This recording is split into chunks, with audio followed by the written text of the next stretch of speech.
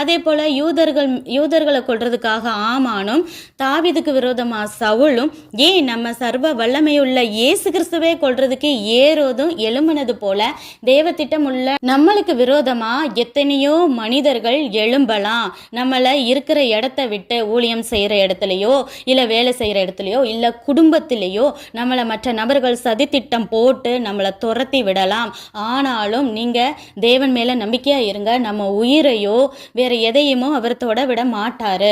அவங்க நம்மளை மேபி அவங்க ஃபஸ்ட்டு ஜெயிச்சதை போல் நம்மளை துரத்தி விடலாம், ஆனால் முழுசாக அவங்களால ஜெயம் பெற முடியாது அப்படின்னு நம்புங்க.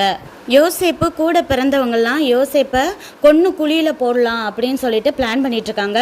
ஆனால் அதில் மூத்த அண்ணன் ரூபன் மட்டும் வேணாம், அவன் உயிரை எப்படியாவது காப்பாற்றி திரும்ப அவங்க அப்பாட்ட போய் விட்டுறணும் அப்படின்னு சொல்லிட்டு நினச்சிட்டு சொல்கிறாரு, இல்லை குற்றம் இல்லாத ரத்தத்தை நம்ம சிந்த வேண்டாம், அந்த பழி நம்ம மேலே தான் வரும் அப்படின்னு சொல்லிட்டு பக்கத்தில் இருக்க ஒரு தண்ணி இல்லாத குழியில் தூக்கி போட்டுருவோம் அப்படின்னு சொல்கிறாங்க.